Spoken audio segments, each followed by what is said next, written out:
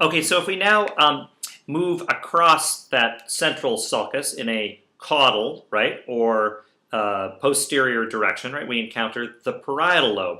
And just on the other side, right, of the central sulcus, you're going to find another gyrus. This is called the post-central gyrus, right, because it is after the central sulcus.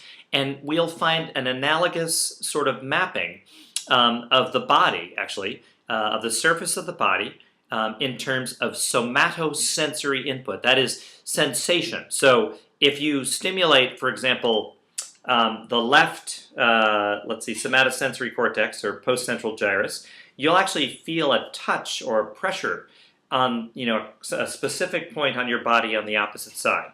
So there's a mapping, another homunculus actually, that also dedicates a great deal more brain space, a great deal more cortical area to face and to larynx, pharynx, to hands, for example, than it does to the torso or to the legs.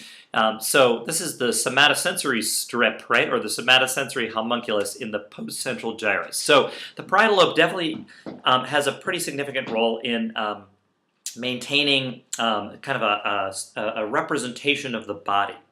Interestingly, it also helps to maintain that representation in relation to objects and events that are around you. So the parietal lobe is very important for what we call spatial mapping. Mapping the position of your body in relation to other objects and events out here in space.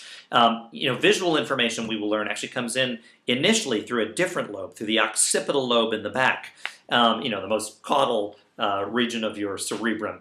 But then information begins to flow forward, towards parietal, in a dorsal direction, where that visual input is used to help map, the location of your body in relationship to objects and events that are out here.